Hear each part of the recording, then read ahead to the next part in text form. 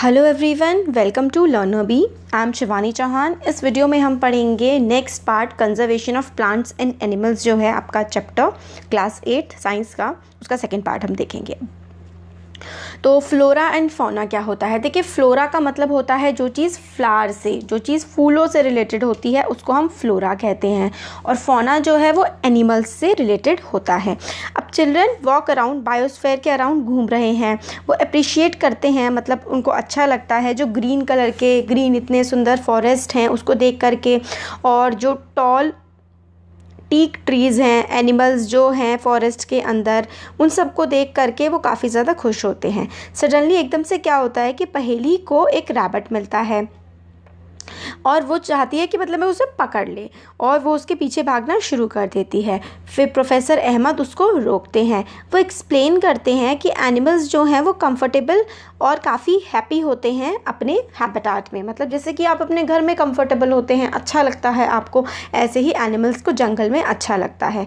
तो टीचर उन्हें बताते हैं कि हमें उन एनिमल्स को डिस्टर्ब नहीं करना चाहिए, और वो एक्सप्लेन करते हैं कि एनिमल्स, प्लांट्स, चाहे वो किसी भी एरिया को बिलोंग करते हों, उस एरिया में रहना उन्हें काफ़ी पसंद होता है। The plants and animals found in a particular area are termed as flora and fauna. तो किसी एरिया में जो प्लांट्स और एनिमल्स होते हैं उनको हम प्लांट्स को फ्लोरा और एनिमल्स को फौना कहते हैं। तो फिर हमें यही साल, टीक जो है इसमें बताया गया है, साल, टीक, मैंगो, जामुन, सिल्वर फर्स, अर्जुन, ये सारे के सारे जो हैं ये क्या हैं? ये प्लांट के स्पेशीज़ हैं। और फ्लोरा है, मतलब है ना, चिंकारा और ब्लूबुल जो है, बाकिंग डियर, चीतल, ये सारे के सारे फौना के एग्जाम्पल्स हैं पचमढ़ी बायोस्फीयर रिजर्व के।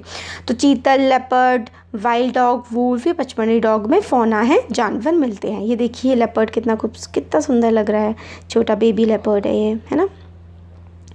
अब एंडेमिक स्पेशीज़ क्या होते हैं? देखिए, ऐसे स्पेशीज़ जो किसी पर्टिकुलर एरिया में मिलते हैं, उस जगह किसी पर्टिकुलर एरिया में पाए जाते हैं, वो एंडेमिक स्पेशी होते हैं। Endemic species are those species of plants and animals which are found exclusively in a particular area. वो आपको उसी जगह पर मिलेंगे, एक जगह होगी और उसी जगह पर सिर्फ वो मिलेंगे। तो ऐसे जो प्लांट या फिर एनिमल के स्पेशी होते हैं उसको हम एंडेमिक कहते हैं। तो वही कि बच्चे स्क्विरल के पीछे घूम रहे थे और बड़ी सी उन्हें काफ़ी फ्लफ़ी टेल की, मतलब मोटी सी पूंछ वाली स्क्विरल उन्हें दिखी, और बच्चों को मतलब बड़े अच्छे से लगी वो। तो माधव जी ने बताया कि ये जाइंट स्क्विरल है और एंडेमिक है इस एरिया की। तो जाइंट स्क्विरल कहाँ पर मिलती है? पचमढ़ी बायोस्फीयर रिजर्व वाली रीजन में मिलती है। फिर इसमें यही बता रहे हैं, पर्टिकुलर टाइप ऑफ एनिमल और प्लांट में be endemic to a zone, state और कंट्री। तो कोई एनिमल जो है वो किसी एक पर्टिकुलर एरिया में या देश में एंडेमिक हो सकता है। फिर Madhav ji shows sal and wild mango as two examples. ये देखिए, ये वाइल्ड मैंगो का ट्री है, जंगली जो आम होता है। 2 एग्जाम्पल बताए हैं एंडेमिक फ्लोरा और पचमढ़ी के, ठीक है। तो साल हो गया, मैंगो ट्री हो गया, ये पचमढ़ी में पाए जाते हैं। और कौन कौन से हैं? बाइजन, अगर हम जानवरों की बात करें तो bison, Indian giant squirrel, flying squirrel endemic है। तो देखिए, फ्लाइंग, उड़ने वाली भी गिलहरी होती है। फ्लाइंग स्क्विरल, जाइंट स्क्विरल, बाइजन, ये सारे के सारे पचमढ़ी बायोस्फीयर रिजर्व वाले रीजन के एंडेमिक हैं।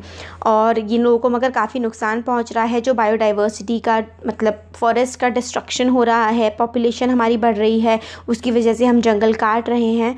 तो इसकी वजह से प्लांट्स और एनिमल के स्पेशीज़ को काफ़ी ज़्यादा नुकसान पहुँच रहा है। स्पेशी का क्या मतलब होता है? ऐसी पॉपुलेशन जो केपेबल हो इंटरब्रीडिंग के, मतलब जैसे कि वो आपस में इंटरब्रीड करके ऑफस्प्रिंग, बच्चे पैदा कर सकें।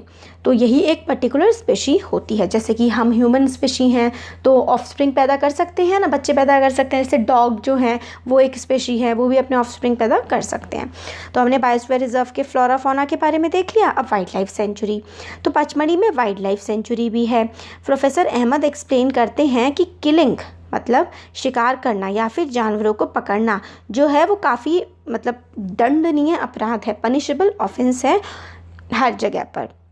वाइल्ड लाइफ सेंचुरी जो होती हैं वो ऐसे रिजर्व फॉरेस्ट होते हैं जो प्रोटेक्शन प्रोवाइड करते हैं और सुटेबल लिविंग कंडीशन देते हैं वाइल्ड एनिमल्स को। तो मतलब बिल्कुल जंगलों की तरह इस तरीके से बनाई जाती है जैसे कि उनका नेचुरली घर हो जानवरों का, तो वो वाइल्ड लाइफ सेंचुरी होती हैं। और कुछ एक्टिविटीज़ जो हैं अलाउड होती हैं, कुछ काम कर सकते हैं इसमें वाइल्ड लाइफ सेंचुरी में, जैसे कि ग्रेजिंग बाय मतलब जो वो है ना गाय भैंस जिसमें चर सकती हैं, मेडिसिनल प्लांट कलेक्ट कर सकते हैं, फायरवुड कलेक्ट कर सकते हैं, मतलब जैसे कि जो दवाइयाँ वगैरह हैं ना वो वाइल्ड लाइफ सेंचुरी वाले इलाके से ली जा सकती हैं और गाय भैंस वगैरह चराए जा सकते हैं। अब इसमें आगे बताया गया कि कुछ तो थ्रेटेंड वाइल्ड एनिमल्स हैं, जिनको थ्रेटेंड का मतलब है जिनको हम लोगों से नुकसान है, मतलब जो काफ़ी ज़्यादा जिनकी डेथ हो रही है या वो किस तरीके से के खतरे में हैं। तो उनके एग्जाम्पल हैं black buck, white eyed buck, elephant, golden cat, pink headed duck, घड़ियाल, मार्शन घड़ियाल और मार्श जो हैं क्रोकोडाइल होते हैं, पाइथन हो गए, राइनो हो गए, इनको प्रोटेक्ट करके रखा जाता है इस रीजन में। और फिर ये कहते हैं कि मतलब कितनी बुरी बात है, इट्स पिटी, मतलब काफ़ी ख़राब बात है कि जो प्रोटेक्टेड फॉरेस्ट होते हैं वो भी सेफ़ नहीं हैं और लोग जो हैं उसमें आ जाते हैं और एरिया को डिस्ट्रॉय कर देते हैं। फिर बच्चों को याद दिलाया गया कि वो जब विज़िट की थी उन्होंने ज़ू में, जब वो ज़ू में गए थे और वो याद करते हैं कि ज़ू ऐसे प्लेसेस हैं जहाँ पे एनिमल को प्रोटेक्ट करके रखा जाता है। अब आगे इसमें है नेशनल पार्क। तो नेशनल पार्क जो है इसी में हम पचमढ़ी बायोस्फीयर रिजर्व में सतपुरा नेशनल पार्क भी मिलता है। तो इसमें क्या है, तो ये सतपुरा जो है ये नेशनल पार्क है जो कि बायोस्फीयर रिजर्व, पचमढ़ी के बायोस्फीयर रिजर्व के अंदर सतपुरा नेशनल पार्क आता है। यहाँ पे जो है काफ़ी सारा इकोसिस्टम है जिसको प्रोटेक्ट किया जा रहा है, एनिमल्स हैं, प्लांट्स हैं और यहाँ पे प्रिजर्व किया जाता है flora, fauna, landscape, historic objects को। सतपुरा जो नेशनल पार्क है ये फर्स्ट रिजर्व फॉरेस्ट था इंडिया का। तो सतपुरा नेशनल पार्क बहुत इंपॉर्टेंट है कि पहला रिजर्व फॉरेस्ट कौन सा था इंडिया का, तो इसका आंसर हो जाएगा Satpura national park. The finest Indian teak, मतलब काफ़ी अच्छी जो टीक है वो इस फॉरेस्ट में मिलती है। और अब तो इंडिया में मोर देन 100 से भी ज़्यादा नेशनल पार्क अवेलेबल हैं। अब इसमें हमें बताया गया है कि रॉक शेल्टर का मतलब है जो पत्थर की बनी हुई गुफाएं हैं ना, वो सतपुरा नेशनल पार्क में मिलती हैं और काफ़ी प्री हिस्टोरिक, काफ़ी पुरानी, कई सदियों पुरानी इसमें जंगल हैं और जो केव्स हैं वो पाई जाती हैं और काफ़ी प्रिमिटिव पुराने जो लोग हुआ करते थे हज़ारों सालों पहले वो इनमें रहा करते थे। यहाँ पे रॉक पेंटिंग्स भी मिलती हैं, मतलब जो वो है ना गुफाएं, उसमें काफ़ी सारी पेंटिंग्स भी बनाई गई हैं। और पचमढ़ी बायोस्फीयर रिजर्व में 55 रॉक शेल्टर्स हमें देखने के लिए मिलते हैं और इसमें जो पिक्चर्स बनाई गई हैं उसमें animal, man fighting, hunting, dancing, playing musical instruments, इस तरीके की पेंटिंग जो है देखने के लिए मिलती हैं। अब यहाँ पर सतपुरा टाइगर रिजर्व भी है। तो हम लोगों ने नेशनल पार्क देख लिया, अब सतपुरा टाइगर रिजर्व भी है। और प्रोजेक्ट टाइगर जो है लॉन्च किया गया था गवर्नमेंट के द्वारा टाइगर्स को बचाने के लिए, टाइगर्स को प्रोटेक्ट करने के लिए, ताकि टाइगर की पॉपुलेशन जो है इंडिया में मेंटेन रहे, इसलिए प्रोजेक्ट टाइगर स्टार्ट किया गया था। अब टाइगर जो है वन ऑफ द स्पीशीज़ हैं जो काफ़ी जल्दी ख़त्म होते जा रहे हैं हमारे देश से। बट आपको जान के खुशी होगी कि काफ़ी मतलब इसी बार 2018 में जो है टाइगर का सेंसस 2019 में पब्लिश किया गया है, 18 में लिया गया था सेंसस और उसमें टाइगर की पॉपुलेशन 2967 पाई गई है, मतलब अराउंड 3000 टाइगर्स अब हमारे देश में पाए जाते हैं। तो काफ़ी इनका प्रोटेक्शन किया जा रहा है, इसलिए हमें जो है पॉपुलेशन इंक्रीज़ होते हुए दिख रही है। और एक टाइम था कि एनिमल्स जैसे कि लायन, एलिफेंट्स और वाइल्ड बफलोज, बारहसिंघा, ये सब के सब सतपुरा नेशनल पार्क में मिलते थे। टाइगर्स और लायंस भी मिला करते थे, है ना।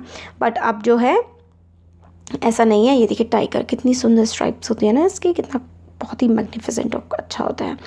तो नेशनल पार्क में काफ़ी ज़्यादा इनको प्रोटेक्ट करके रखा जाता है। अब एनिमल्स हुज नंबर, जिनका नंबर कम हो रहा है, वो एक्सटिंक्शन फेस कर रहे हैं, मतलब वो ऐसा खतरा फेस कर रहे हैं कि वो एक दिन कहीं ख़त्म ना हो जाए। वो तो आपको बूझों को भी डायनासोर्स की याद आई कि वो भी एक टाइम ख़त्म हो गए थे। ये देखिए वाइल्ड बफलो है, ये वाला बारहसिंगा है, मतलब इसके 12 सींग होते हैं सर पे। अब एनिमल्स को काफ़ी ज़्यादा दिक्कत होती है, डिफ़िकल्टी होती है, क्योंकि उनके जो नेचुरल हैबिटेट है, हम जैसे लोग, हम लोग लकड़ी काट रहे हैं। भाई देखिए लकड़ी का इस्तेमाल तो हम सभी करते हैं, इसका मतलब हम सभी दोषी हैं जंगल काटने के। घर के दरवाजे लकड़ी के बने होते हैं, हमारी पेंसिल लकड़ी की बनी होती है, पेपर जो है वो भी लकड़ी से ही बनता है ना। तो हमें थोड़ा वेस्ट नहीं करना चाहिए, चीज़ों को इफ़ेक्टिवली और अच्छे तरीके से यूटिलाइज़ करना चाहिए। तो नेशनल पार्क जो हैं उसमें जैसे कि हमने उसमें देखा था ना, जो वाइल्ड लाइफ सेंचुरीज़ थी उसमें ग्रेजिंग, है ना, एनिमल ग्रेज कर सकते हैं, collection of firewood, medicinal plants, ये सब ले सकते हैं। तो भाई नहीं, इसमें नहीं है। नेशनल पार्क्स में ग्रेजिंग वगैरह कुछ भी अलाउड नहीं है, और पोचिंग हंटिंग तो कहीं पर भी अलाउड है ही नहीं। अब पहेली जो है बताती है कि स्मॉल एनिमल्स जो हैं वो काफ़ी ज़्यादा डेंजर में हैं बड़े एनिमल्स के कंपैरिजन में। कई बार हम लोग स्नेक्स को, लिजर्ड को, फ्रॉक्स को, बैट्स, आउल्स, मतलब ऐसे ही हम इनको क्या कर देते हैं, किल कर देते हैं, मार देते हैं बिना किसी रीज़न के। बट ये जो है सारे के सारे एनिमल्स इकोसिस्टम में बैलेंस बनाए रखने के लिए काफ़ी ज़्यादा ज़रूरी हैं, और इनको मार करके हम एक तरह से खुद को ही हार्म कर रहे हैं। क्योंकि जो एक फूड चेन होती है ना, हम लोगों ने क्लास 7th में भी पढ़ा था, फूड चेन, एक एनिमल किस तरीके से दूसरे एनिमल पर डिपेंड होता है, उस चीज़ को हम खराब कर रहे हैं। तो इकोसिस्टम जो है is made up of all plants, animals, micro organisms in area with non living components such as climate, soil, river deltas etcetera. तो इकोसिस्टम में सब आते हैं, ह्यूमंस, एनिमल्स, माइक्रो ऑर्गेनिजम्स और क्लाइमेट्स की कंडीशन, जो भी हमारा क्लाइमेट है एरिया का, उसकी मिट्टी, रिवर डेल्टा वगैरह सब कुछ हमारे इकोसिस्टम में आते हैं। अब रेड डेटा बुक क्या है? तो देखिए, रेड डेटा बुक जो है वो रिकॉर्ड रखती है चीज़ों का, जो एंडेंजर्ड एनिमल्स के स्पीशीज़ हैं ना, जिनकी एक्सटिंक्शन, मतलब जिसके आप समझ लीजिए कि जिनको खतरा है, ऐसा खतरा कि वो एक दिन कहीं लुप्त ही ना हो जाएं, ख़त्म ही ना हो जाएं, इस तरीके का जिनको खतरा है, एंडेंजर्ड एनिमल्स और प्लांट्स के स्पीशीज़ को रेड डेटा बुक में रखा जाता है, ताकि पूरे वर्ल्ड में उनके बारे में अवेयरनेस फैले और उनको नुकसान ना पहुंचाया जाए, बचा करके रखा जाए। तो ये रेड डेटा बुक है। अब माइग्रेशन का मतलब होता है एक जगह से दूसरी जगह जाना। तो एक्सक्लूजन पार्टी है जो फॉरेस्ट में घूम रहे थे माधव जी के गाइडेंस के अंदर, तो ये आगे को बढ़े और वो तवा रिवर, जो तवा, अच्छा यहाँ पे रिजर्वायर के बारे में बात कर रहे हैं, तवा रिजर्वायर जो है, तवा रिवर का भी नाम है एक, तवा रिजर्वायर के पास उन लोगों ने रुक करके थोड़ा सा रिलैक्स किया। रिजर्वायर वही होता है कि पानी भरा हुआ होता है ना, तवा रिजर्वायर के पास उन्होंने पानी, मतलब आराम किया, पानी के पास बैठ करके उन्होंने बर्ड्स को देखा। माधव जी ने बच्चों को बताया कि ये जो है माइग्रेटरी बर्ड है। माइग्रेटरी बर्ड का मतलब है जो एक जगह से दूसरी जगह घूमती रहती हैं, और दुनिया के अलग अलग हिस्सों में ये बर्ड जो है जाती हैं। माइग्रेटरी बर्ड जो है fly to far away areas, बहुत ही दूर दूर के इलाकों में ये माइग्रेटरी बर्ड्स जाती हैं हर साल ड्यूरिंग अ पर्टिकुलर टाइम। एक जैसे कि किसी एक पर्टिकुलर टाइम पे, जैसे ठंडियों में जो साइबेरियन, जब वहाँ पे साइबेरिया में बहुत ज़्यादा ठंड पड़ती है ना, तो साइबेरियन क्रेन जो है हमारे देश से हो करके साउथ अफ्रीका तक जाती है। तो बर्ड्स जो है वो काफ़ी ज़्यादा माइग्रेट करती हैं और कई हज़ारों किलोमीटर जो है वो ट्रैवल करती हैं, ताकि वो ठंड से या फिर ऐसे इनहॉस्पिटेबल एनवायरनमेंट, जो एनवायरनमेंट उनके लिए नुकसानदेह है, उससे बचने के लिए वो हज़ारों किलोमीटर ट्रैवल करती हैं। अब रिसाइकलिंग ऑफ पेपर, भाई देखिए क्यों, ट्री जो है, जो प्रोफेसर अहमद हैं, उन्होंने सब सारे बच्चों को बताया कि 17 फुल ग्रोन ट्रीज़ की ज़रूरत होती है to make 1 ton of paper. 1 ton paper अगर आपको बनाना है, टन मतलब वेट के हिसाब से, अगर 1 टन पेपर बनाना है ना, तो 17 पूरे बड़े 17 पेड़ों को आपको काटना पड़ता है। तो देखिए, पेपर मत बर्बाद करा करिए। देयरफॉर हम लोगों को क्या है, पेपर सेव करने चाहिए, और पेपर को रिसाइकिल किया जा सकता है 5 से 7 टाइम्स, और हर किसी बच्चे को saves at least 1 sheet of paper in a day. 1 sheet of paper बच्चे को ज़रूर बचानी चाहिए, ताकि हम लोग कुछ पेड़ों को पूरे साल में कटने से बचा सकें। हम लोगों को पेपर को रीयूज़ करना चाहिए, रिसाइकल करना चाहिए, और इससे ना ही हम सिर्फ़ और सिर्फ पेड़ों को बचाएंगे, हम लोग पानी को, एनर्जी को, सारी की सारी चीज़ों को बचाएंगे, और हार्मफुल केमिकल्स जो कि पेपर मेकिंग में यूज़ होते हैं वो भी रिड्यूस हो जाएंगे। और हम जानवरों का जो घर है, जंगल, पेड़ों से ही तो जंगल बना होता है, तो जानवरों के घर को भी हम बचाएंगे इस तरीके से। तो चैप्टर ऑलमोस्ट हमारा ख़त्म ही होने वाला है। तो देखिए, देखिए डिफॉरेस्टेशन का मतलब होता है पेड़ों को काटना, तो रिफॉरेस्टेशन का मतलब क्या हो जाएगा, पेड़ों को लगाना। तो रिफॉरेस्टेशन होता है, reforestation is restocking of the destroyed forest by planting new trees. नए ट्रीज को लगाना, जो मान लीजिए कोई एरिया में पेड़ थे, उनको काट दिया था पहले, बट फिर दोबारा से उस जगह पर पेड़ लगाना, इसी को हम रिफॉरेस्टेशन कहते हैं। तो प्लांटेड ट्रीज़ जो हैं वो जनरली सेम स्पेशीज़ के ही लगाने चाहिए। जो उस फॉरेस्ट में जिस तरीके के पहले प्लांट लगे हुए थे ना, उसी तरीके के प्लांट हमें लगाने चाहिए। और रिफॉरेस्टेशन नेचुरली भी होता है, जैसे कि कोई फॉरेस्ट आपने कोई एरिया में से सारे पेड़ काट दिए ना, तो नेचुरली ही वहाँ पर दोबारा से पेड़ उगाएंगे बिना किसी ह्यूमन के इंटरफेरेंस के भी। और अगर हम लोगों को रिटेन करनी है अपनी ग्रीन वेल्थ, तो कहते हैं ना कि पेड़ों के पास रहने से तो बीमारियां भी ठीक हो जाती हैं और ऑक्सीजन हम लोगों को ज़्यादा मिलती है। तो अगर हम चाहते हैं फ्यूचर जनरेशन्स के लिए सब अच्छा रहे, हमारे आसपास ग्रीनरी रहे। देखिए, आपको कहीं भी आप जाएंगे घूमने तो आपको बिल्कुल साफ़ और ठंडा पानी और हर तरफ पेड़ अगर होंगे तो आपका मन बड़ा शांत रहेगा, आपको बड़ा अच्छा फील होगा। तो इसलिए पेड़ बचाइए, चीज़ों को वेस्ट नहीं करिए, ठीक है ना। तो प्रोफेसर अहमद ने ये भी बताया कि we have forest conservation act. हमारे देश में क्या है, फॉरेस्ट को बचाने का एक्ट भी है, फॉरेस्ट कंजर्वेशन एक्ट है। और उसका एम है प्रिजर्व करना, बचा के रखना, कंजर्व करना नेचुरल फॉरेस्ट को, और ताकि जो फॉरेस्ट हैं वो लोगों की नीड्स भी पूरी कर सकें और जो है वो जंगल बचे भी रहें। फिर लास्ट में ये लोग सब चले गए और माधव जी जो है उनको गाइड जो उन्होंने किया था, माधव जी ने, बड़ा अच्छा एक्सपीरियंस बच्चों के लिए रहा।